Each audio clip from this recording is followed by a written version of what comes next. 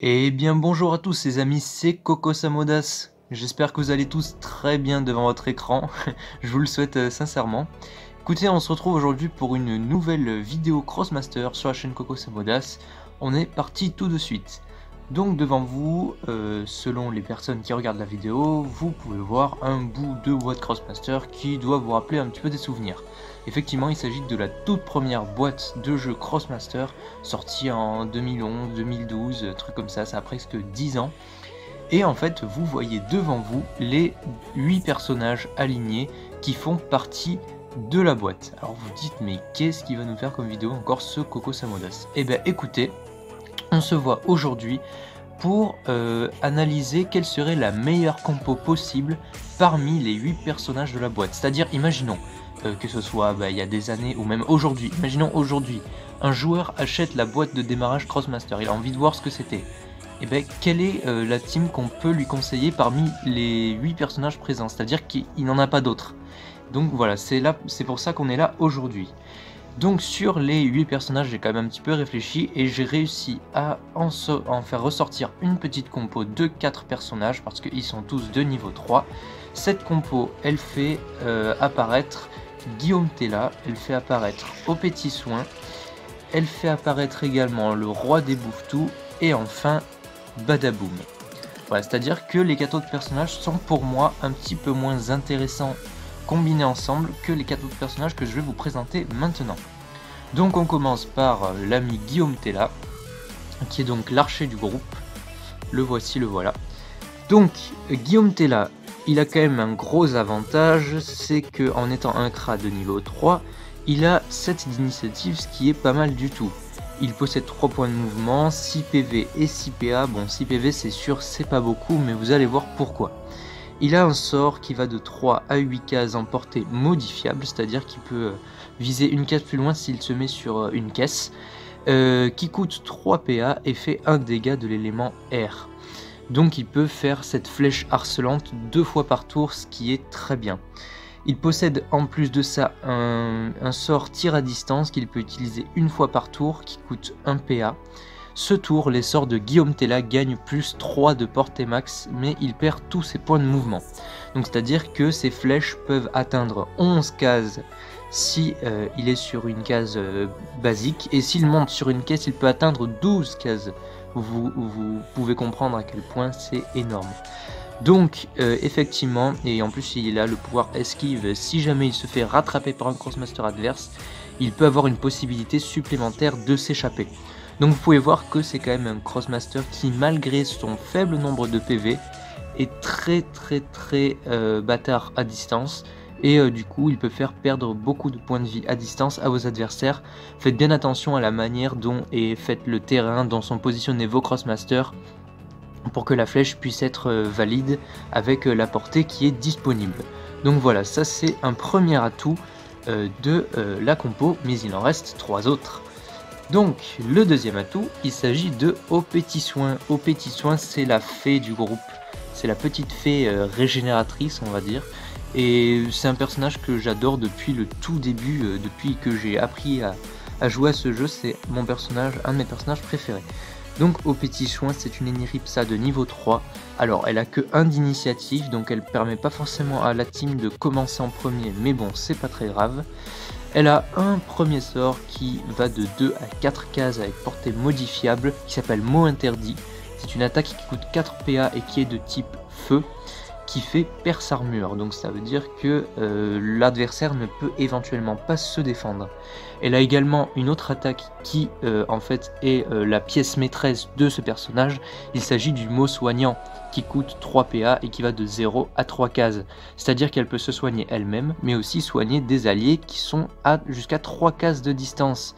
Et donc ça régénère 1 point de vie, et il me semble qu'elle a le droit de lancer un critique pour pouvoir en soigner 2 points de vie. C'est donc pour ça que ce personnage est très important dans la compo. Il peut par exemple soigner un Guillaume Tella qui subit trop de blessures, et donc qui serait à pas beaucoup de PV très rapidement, et donc il pourrait pas être aussi important à distance que ce qu'il pourrait être avec tous ses PV. Donc c'est pour ça que Au Petit Soin est là, et c'est ici qu'est son intérêt, même si encore une fois, elle n'a que très peu d'initiative. Vient ensuite le tank du groupe. Il s'agit du roi des bouffetous. Bon, c'est aussi un petit peu l'emblème de ma chaîne, mais bon, on dira rien. Donc le roi des bouffetous est un Osamodas de niveau 3, alors lui aussi n'a pas beaucoup d'initiatives, il n'en a que 2. Il dispose de 3 points de mouvement, de 10 PV, donc voilà, un PV max à 2 chiffres, ça fait toujours plaisir, et 7 points d'action. Alors lui, il attaque uniquement au corps à corps, mais je pense que c'est quand même important d'avoir un personnage qui attaque au corps à corps, parce que tous les autres, vous le verrez avec le dernier, ils attaquent à distance, et en plus lui, vu qu'il a 10 PV, il peut résister plus facilement aux attaques ennemies lorsqu'il avance. Donc la première attaque, c'est la bouffe tabaf, c'est un sort qui coûte 3 PA et qui fait 1 des dégâts de l'élément terre. Et l'avantage de ce sort, c'est qu'il inflige 2 dégâts supplémentaires de l'élémentaire quand un bouffetou est adjacent à la cible de ce sort. Et le bouffetou, justement j'allais vous en parler, on l'invoque avec le deuxième sort, c'est l'invocation de bouffetou bien évidemment. Elle coûte 4 PA et met en jeu un bouffetou sur une case libre ciblée. Le roi des bouffetous ne dispose que d'un seul bouffetou. Et en fait le bouffetou c'est un petit mouton qui a quelques petits PV 3 il me semble, et qui va un petit peu embêter les crossmasters adverses en avançant de quelques cases et en pouvant faire une attaque morsure. Et justement si ce bouffetou est bien joué, eh bien le sort bouffe tabaf n'en est que plus intéressant, donc ça peut faire vraiment très mal. Il possède en plus un pouvoir armure et tacle qui sont absolument indispensables pour ce personnage, donc vraiment ça en fait un personnage complet qui est très intéressant. Mais faites toutefois attention à faire attention à vos arrières, car il n'attaque que au corps à corps, il ne peut pas cibler à distance. Voilà, ce serait un petit peu le seul défaut du roi des bouffetous. Et enfin vient le dernier personnage, il me semble le préféré de tous, il s'agit de Badaboom. Moi j'aime beaucoup les bombeurs, les gens qui mettent des bombes et tout, c'est quand même assez tactique et c'est quand même assez rigolo à jouer. Donc Badaboom c'est un roublard de niveau 3 qui possède 3 points d'initiative, donc là encore ce n'est pas énorme. Il possède une première attaque qui s'appelle tir de recul, qui va de 1 à 3 cases uniquement en ligne droite, et avec portée modifiable, ça c'est cool. Et ça fait un dégât de l'élément eau, et ça fait reculer Badaboom de 1 lorsqu'il fait cette attaque. Donc éventuellement ça peut déplacer un petit peu plus Badaboom, histoire d'avoir un petit peu plus de mobilité, et moi les personnages avec les mobilités, j'adore ça. Donc il peut faire cette attaque 2 fois pendant un tour, et c'est ça qui le rend intéressant. Mais il a aussi une autre attaque qui est tout aussi cool, c'est le lancer de bombes à eau. Donc il peut lancer des bombes à eau, donc en fait ce sont des bombes bleues, de 1 à 3 cases sans ligne de vue, c'est-à-dire qu'il peut jeter une bombe à travers un arbre par exemple. Et donc ça met en jeu une bombe à eau sur la case libre ciblée. Les bombes à eau, je vous le rappelle, elles restent par terre pendant un tour, et si elles ne sont pas détruites avant, lorsque vient le tour de Badaboom, la bombe explose et peut faire perdre des dégâts mais aussi des points d'action aux personnages alliés comme adverses qui seraient pris dans les 2 bombes. Et il me semble qu'on ne peut pas bouger les bombes. Donc en fonction de comment sont lancées les fameuses bombes, eh bien on peut permettre de boucher certains passages, d'obliger l'adversaire à peut-être à reculer, à ne pas passer à tel endroit ou tel endroit. C'est pour ça que j'adore Badaboom et qu'il peut être vraiment tactique. Il possède les pouvoirs esquive et tacle, donc il peut quand même s'en sortir au corps à corps avec un autre crossmaster qui en plus il peut reculer d'une case sans être taclé.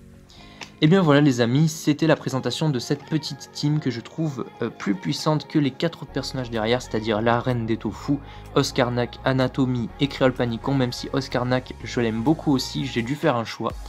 Donc on voit que c'est quand même une team qui est quand même très intéressante, qui frappe bien à distance et sinon à petite, moyenne distance à peu près, et un petit peu au corps à corps, ça tank un petit peu. C'est pas les personnages qui ont le plus de PV de la boîte, mais ils ont quand même des sorts qui leur permettent de viser plus loin, de faire plus de dégâts, d'avoir des effets supplémentaires, etc. Un petit problème pour cette compo, c'est que je pense que vous ne commencerez jamais le premier tour avec si peu d'initiatives. Je viens de compter, il y en a 7 et 1, 8. Vous avez 12 d'initiatives ça commence très rarement. Mais bon, c'est pas très grave, c'est pas mal aussi de jouer en deuxième, c'est juste que vous n'avez pas le coup d'avance du premier tour. Mais bon, quand on voit les pouvoirs qui sont avec les Crossmasters, je suis certain que vous pouvez arriver à gagner. Un truc qui est intéressant, c'est d'acheter des récompenses démoniaques qui octroient des points d'action en plus pour Guillaume Tella et aux petits soins. Comme ça, Guillaume Tella peut faire un tir à distance et enchaîner 2 flèches harcelantes.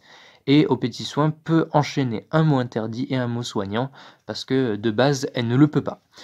Donc voilà, je vous ai présenté les avantages et aussi un petit peu inconvénients de cette compo que je trouve plus intéressant que les autres dans la boîte de démarrage Crossmaster. Bien voilà les amis, nous arrivons au terme de cette vidéo. J'espère justement que cette vidéo vous a plu, j'espère que le concept vous plaît. Je compte faire ça pour les 2 autres boîtes que j'ai, donc voilà, n'hésitez pas à me dire ce que vous en pensez. Donc voilà, n'hésitez pas à mettre un pouce bleu pour montrer que vous avez aimé le contenu, de mettre un commentaire, de la partager tout autour de vous, et bien évidemment pour faire grandir la chaîne, abonnez-vous, c'est très important. Bon, sur ce, je n'ai plus rien à vous dire les amis, prenez soin de vous, et ciao ciao pour une prochaine vidéo.